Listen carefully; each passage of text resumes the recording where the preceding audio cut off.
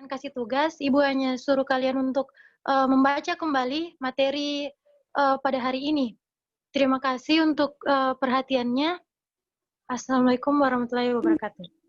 Waalaikumsalam warahmatullahi Waalaikumsalam warahmatullahi wabarakatuh. wabarakatuh. Waalaikumsalam warahmatullahi wabarakatuh. Bismillah. Undang-Undang Dasar Negara Republik Indonesia tahun 1945. Pembukaan bahwa sesungguhnya kemerdekaan ialah segala bangsa, dan oleh sebab itu maka penjajahan di atas dunia harus dihapuskan karena tidak sesuai dengan peri kemanusiaan dan peri keadilan. Dan perjuangan pergerakan kemerdekaan Indonesia telah sampailah kepada saat yang berbahagia dengan selamat sentosa mengantarkan rakyat Indonesia ke depan pintu gerbang kemerdekaan negara Indonesia yang merdeka, bersatu, berdaulat, adil dan makmur. Atas berkat rahmat Allah yang maha kuasa dan dengan didorongkan oleh keinginan luhur supaya berkehidupan kebangsaan yang bebas, maka rakyat Indonesia menyatakan dengan ini kemerdekaannya. Kemudian daripada itu, untuk membentuk suatu pemerintahan negara Indonesia yang melindungi segenap bangsa Indonesia dan seluruh tumpah darah Indonesia, dan untuk memajukan kesejahteraan umum, mencerdaskan kehidupan bangsa, dan ikut melaksanakan ketertiban dunia yang berdasarkan kemerdekaan, perdamaian abadi, dan keadilan sosial, maka disusunlah kemerdekaan kebangsaan Indonesia itu dalam suatu undang-undang dasar negara Indonesia, yang terbentuk dalam suatu susunan negara Republik Indonesia, yang berkedaulatan rakyat dengan berdasar kepada ketuhanan yang Maha Esa, kemanusiaan yang adil dan beradab, persatuan Indonesia, dan kerakyatan yang dipimpin oleh hikmat kebijaksanaan dalam permusyawaratan perwakilan, serta dengan mewujudkan suatu keadilan sosial bagi seluruh rakyat Indonesia. Apa ini lagi?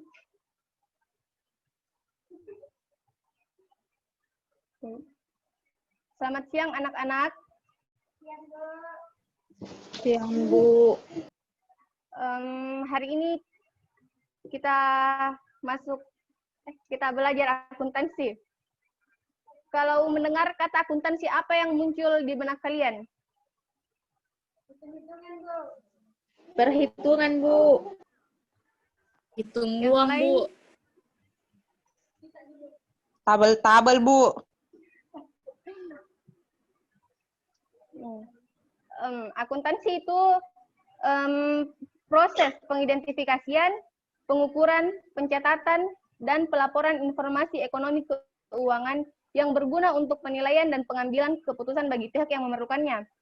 Mendengar kata mencatat, mungkin ada di antara kalian yang langsung malas. Oh?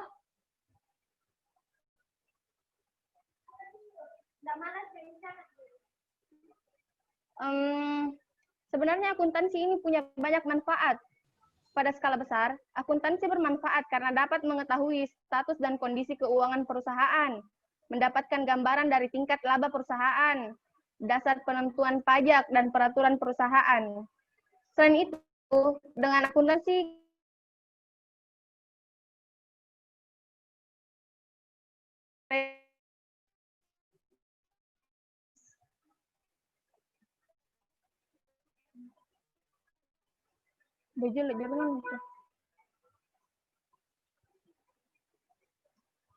tujuan akuntansi, lihat PPT-nya, untuk mengumpulkan dan juga melaporkan informasi terkait masalah keuangan, kinerja, dan posisi keuangan. Dapat memberikan informasi mengenai keuangan baik yang berkaitan dengan harta maupun utang perusahaan. Menyediakan informasi tentang perusahaan pada berbagai ekonomi.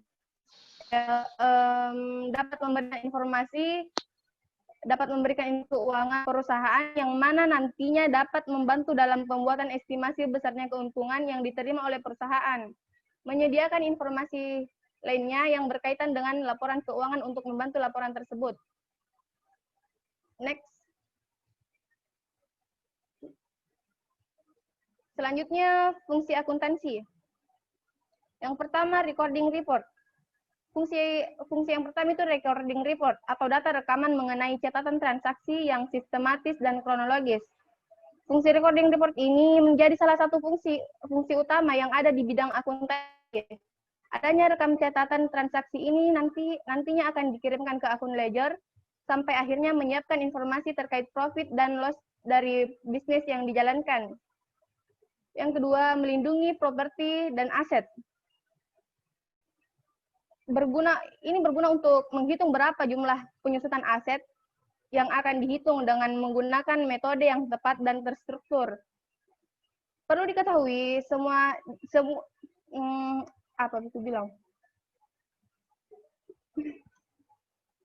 itulah mengapa sistem akuntansi dirancang untuk melindungi properti dan aset perusahaan dari pemakaian yang tidak sah. Selanjutnya, fungsi mengkonsumsi hasil. Selanjutnya mengkonsumsi hasil. Pihak yang berkaitan yang dimaksud di sini seperti kreditor, investor, karyawan, kantor pemerintah dan lain sebagainya. Selanjutnya meeting legal. Sistem ini nantinya digunakan sebagai pengaktifan kepemilikan dan wewenang atas pengajuan berbagai pernyataan. Selanjutnya, fungsi akuntansi yang bisa dikatakan tidak kalah penting adalah sebagai klasifikasi yang berhubungan tentang analisis sistematis dari semua data yang masuk atau tercatat dalam perusahaan. Dengan adanya klasifikasi tersebut, tentu akan semakin memudahkan dalam pengelompokan jenis transaksi atau entry data. Satu lagi fungsi akuntansi yang tidak kalah penting yaitu melakukan analisa dan juga menafsirkan data keuangan. Data keuangan yang sudah masuk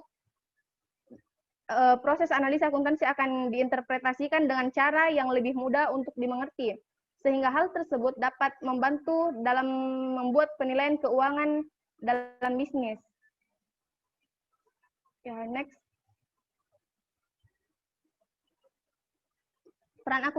Peran akuntansi. Yang pertama, alat pengontrol dan pengendali keuangan. Melalui akuntansi dapat diketahui segala data terkait keuangan.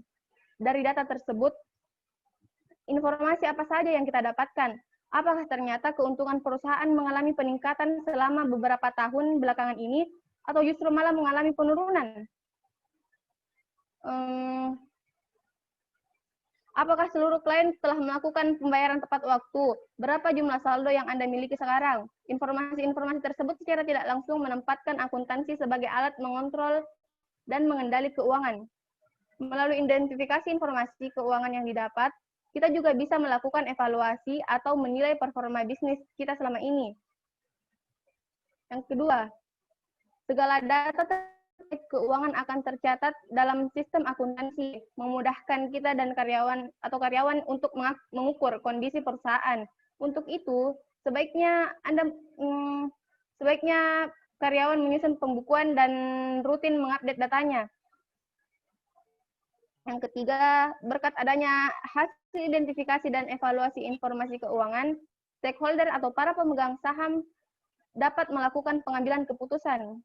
Hal ini sangat masuk akal mengingat bahwa stakeholder tidak bisa melakukan investasi tanpa adanya informasi finansial yang up to date dan akurat. Dalam hal ini, akuntanlah yang menyiapkan segala informasi terkait. Lebih penting lagi, akuntan juga harus memastikan bahwa stakeholder memahami data keuangan yang disediakan perusahaan. Kedua belah pihak harus bekerja sama memanfaatkan informasi keuangan untuk menangani berbagai masalah dalam bisnis. Yang keempat, akuntansi tidak selalu berhubungan dengan ranah internal perusahaan, tetapi juga pihak ketiga di luar perusahaan. Stakeholder mungkin dapat menjadi salah satunya, namun akuntansi lebih tepatnya bagi para akuntan dapat menjadi jembatan untuk melakukan deal dengan vendor atau pihak-pihak ketiga lain. Berdasarkan data keuangan perusahaan, akuntan bisa memutuskan apakah harga yang ditentukan sudah masuk akal atau belum. Tidak hanya itu, seorang akuntan juga bisa menjadi penghubung antar perusahaan dengan pemerintah untuk membayar pajak dan para auditor. Ya, next.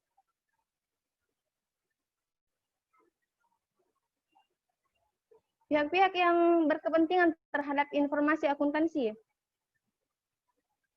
Pihak intern, yaitu pihak yang terlibat langsung dalam operasi perusahaan. Misalnya pemilik perusahaan, manajer, dan karyawan. Sedangkan pihak ekstern adalah pihak yang tidak terlibat langsung dalam operasi perusahaan. Contohnya adalah kreditor, investor, pemerintah, dan masyarakat. Sampai sini ada yang kurang mengerti?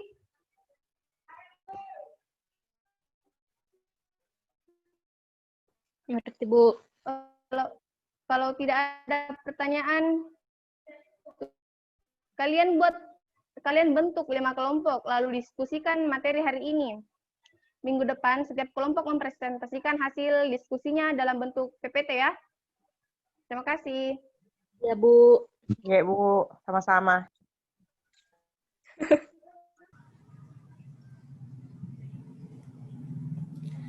Undang-Undang Dasar Negara Republik Indonesia tahun 1945. Pembukaan.